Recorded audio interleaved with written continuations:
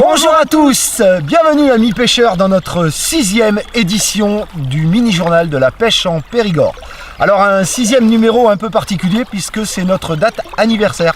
Voilà, ça fait 1 an que nous sommes ensemble. Merci beaucoup de nous suivre, de partager toutes nos vidéos. Alors aujourd'hui on vous a donné rendez-vous près de la coine de la Corrégude qui se trouve juste derrière nous sur la rivière Dordogne. Un très beau secteur. Nous sommes un petit peu après l'ouverture. On a commencé à pêcher les courants avec Aloïs. On n'a pas fait fortune. Quelques touches, mais bon, il fallait qu'on présente le numéro donc on n'avait pas trop le temps, on va dire ça. En attendant, on va aller retrouver 2 bons pêcheurs. Et oui, on va aller retrouver Max et Jean-Christophe sur le nord du département, donc sur l'île, qui vont nous présenter la pêche au toc. Et puis un secteur un peu particulier sur cette rivière. Donc c'est parti. Go! Allez!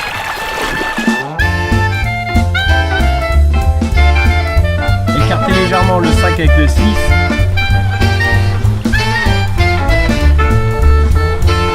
Bien sur le bord, vous voyez, autant quand on fait comme il faut.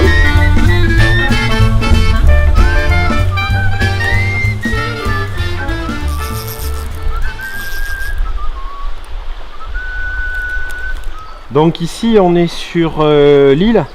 Là, le côté où je pêche, on est sur la commune de Saint-Paul-la-Roche. De l'autre côté, on est sur la commune de Jumillac. Donc on est en première catégorie piscicole. C'est un parcours qui est à la limite des 2 APPMA, les sociétés de pêche de Jumillac-le-Grand et Thiviers. Et elles se sont entendues avec le propriétaire du site, qui est le site de Montardy, pour créer un parcours, une réserve active, un parcours sanctué, où la remise à l'eau de toutes les truites est obligatoire pendant la période de pêche de la première catégorie. Donc la réglementation est simple, 1 à 2 hameçons maximum, simple, si possible sans ardillon, toute technique autorisée, il n'y a pas de ségrégation, on peut pêcher au toc, on peut pêcher au leurre, on peut pêcher à la mouche, pas de souci. La seule contrainte, c'est un hameçon simple et remettre toutes les truites, quelle que soit leur taille, à l'eau.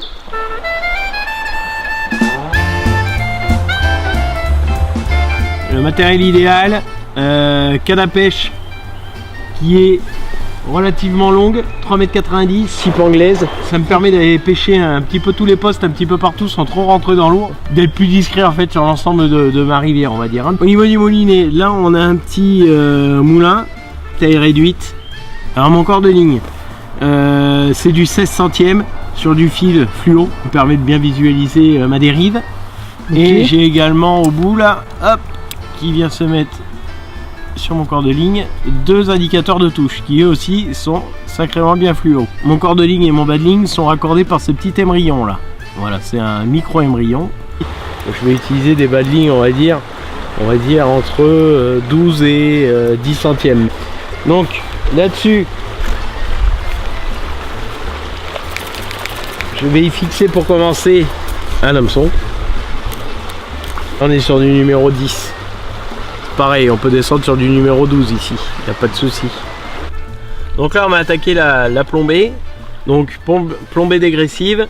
Donc le premier plomb numéro 4 que je vais mettre à peu près une distance entre l'hameçon et ce plomb là, on va dire 25 cm, 25-30 cm. Ensuite on va mettre un numéro 5.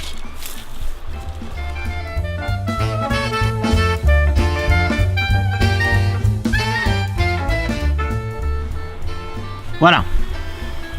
Donc, le 4 et le 5 sont relativement approchés. Je commence à écarter légèrement le 5 avec le 6, le 6 et le 7, le 7 et le 8. De plus en plus espacé. De plus en plus espacé. Comme appât, moi j'utilise des verres. Voilà, donc là vous avez un verre qui est à peu près à la taille classique pêche au toc, ça c'est bonnard, hein, c'est très bien cela. Donc non,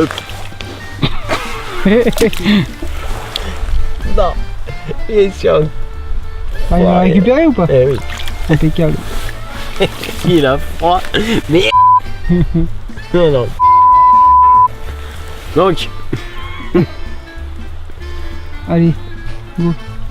Donc c'est des verres, voilà, hein, c'est vraiment la taille tip top pour la pêche au toc. Hein. Voilà. Donc, je vais le mettre sur mon hameçon. Et le but du jeu, en fait, c'est qu'il recouvre la totalité de ce dernier, en fait, de l'hameçon.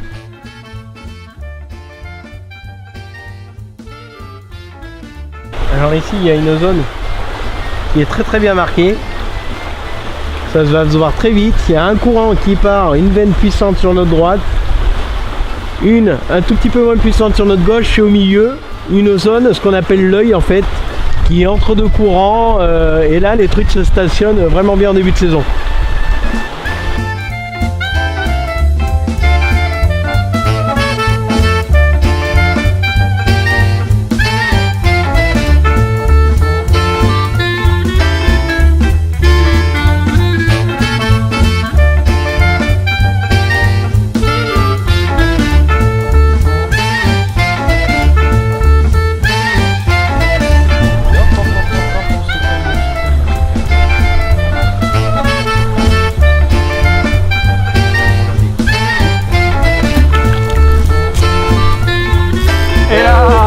L'attaque sournoise.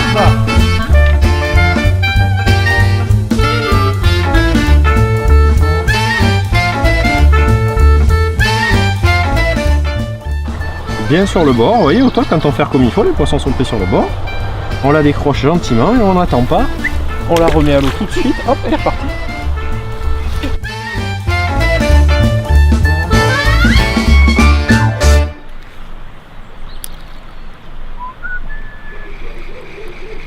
Belle touche de fond. Bon, c'est quand même pas difficile le toc. Quand on voit Max et Jean-Christophe, on se dit que tout le monde peut y arriver là. Alors, maintenant, on va rejoindre Stéphane qui va nous présenter les futurs guides animateurs de pêche, BPGEPS, brevet d'éducation populaire pour la jeunesse et les sports. Alors ça fait 5 mois qu'ils ont commencé et ils ont encore la même chose à effectuer. Donc on les suivra régulièrement, vous les retrouverez. Nous, excusez-nous, mais on a du travail. Vous regardez ? Ouais.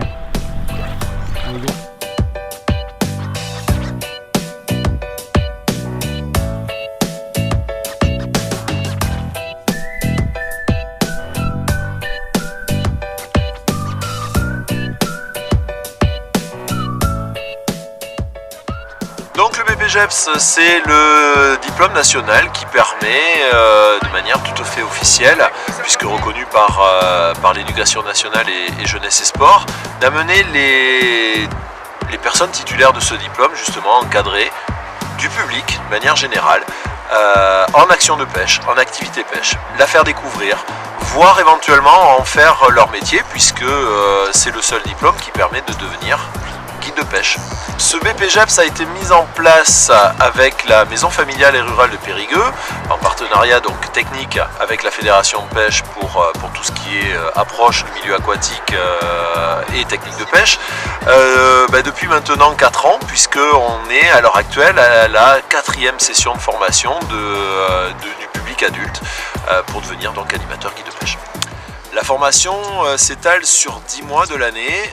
Pour cette année 2015, elle a donc débuté début janvier et elle finira à la fin du mois d'octobre de cette même année. Alors il y a plusieurs abords. Le premier, c'est connaissance du milieu aquatique comme élément de vie, tout simplement, connaissance des poissons, connaissance de la biodiversité aquatique.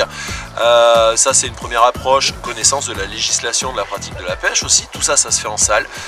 Physiologie des poissons. Enfin, connaissance générale de tout ce qui est en lien avec le monde piscicole, on va dire. Et à côté de ça, on les amène sur des sessions de perfectionnement ou de découverte afin qu'ils maîtrisent les techniques de pêche, que ce soit pêche à la mouche, pêche de la truite en rivière, pêche des carnassiers, pêche des poissons blancs, pêche de la carpe. C'est des petites sessions d'une semaine sur lesquelles on va aborder, on va leur expliquer le matériel, la technique de pêche, dans quelles circonstances utiliser telle technique de pêche afin de rechercher tel ou tel poisson. Donc je suis venu à Périgueux pour faire le BPGEPS, j'ai déjà passé 2 ans en BTS et ça m'a conforté dans l'idée de faire cette formation adulte Donc Jean-Christophe, 40 ans, ancien militaire. Alors j'ai fait un bac sciences et technologies de l'agronomie du vivant et suivi en 2 ans et suivi d'un BTS gestion et protection de la nature. Plateau Sévic, donc je suis de Souillac dans le Lot, au bord de Cher Dordogne, et je suis ancien commerçant et chef d'entreprise en reconversion. Dans l'éventualité de rentrer dans une fédération en tant qu'animateur, technicien animateur ou une autre structure qui propose ce genre de prestations.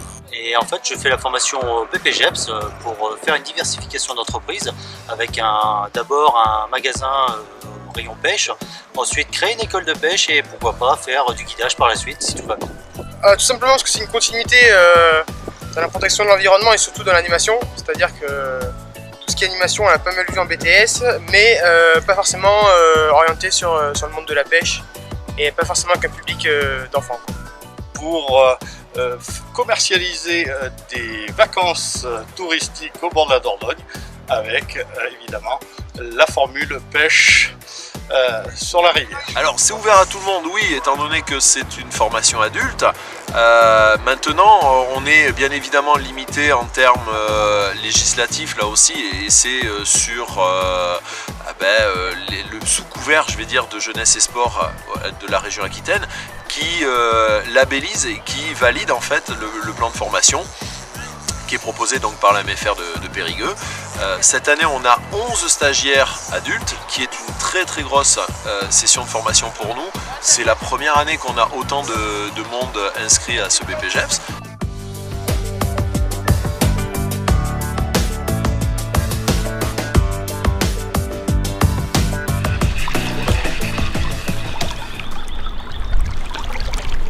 Merci Steph pour ces petites précisions. Donc maintenant, comme on vous l'avait promis la dernière fois, on va vous présenter un des plans d'eau du département. Donc là en l'occurrence c'est le plan d'eau de Font-Grand à côté de Montignac. C'est parti!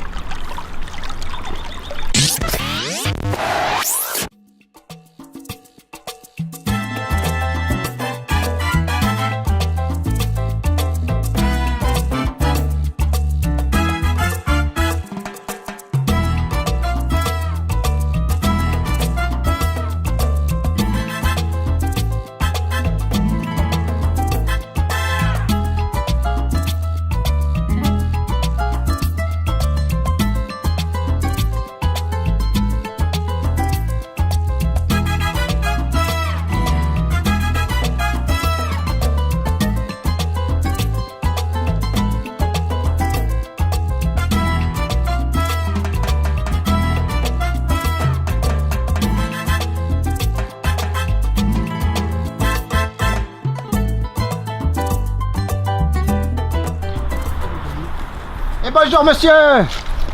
Bonjour. Alors, ça pêche? Un peu.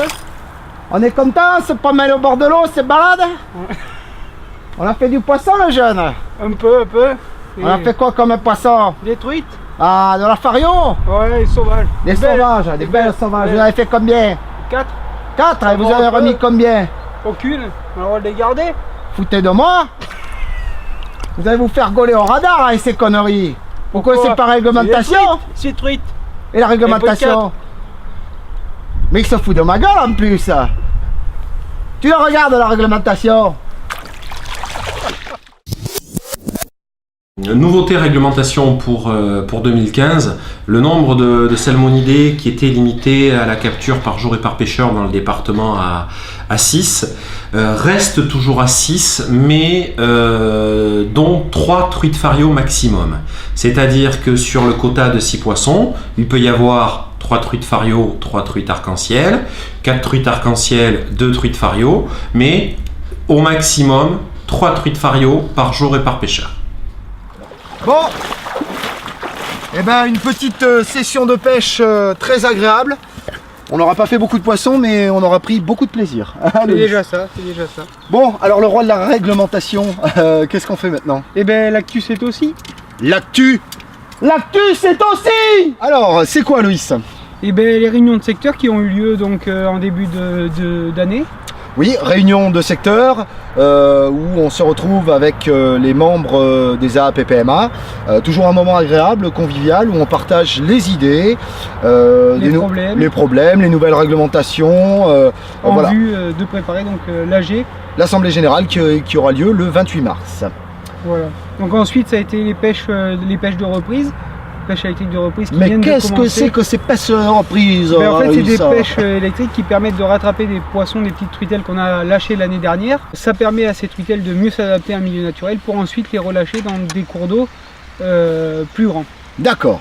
Ce qui permet d'avoir un taux de réussite bien plus intéressant. Meilleur. Vidange de Grolier. Donc vidange d'un plan d'eau qui appartient à la fédération de chasse, donc dans le nord. Très haut du département, il faisait froid, il y avait de la vase et il y avait des carpes. Beaucoup de carpes. Voilà. Et ensuite donc les ouvertures, on vient de passer l'ouverture de la pêche de la truite, donc qui était début mars. Maintenant on attend avec impatience le 1er mai l'ouverture de la pêche du brochet. Le brochet, les dents vont tomber. Il a dit la même chose l'année dernière. Oui, enfin, ce sera pire cette année. On n'a pas vu. Ok, alors sur ce, on va vous dire si tout va bien. À dans 2 mois! À dans 2 mois! Ciao, ciao!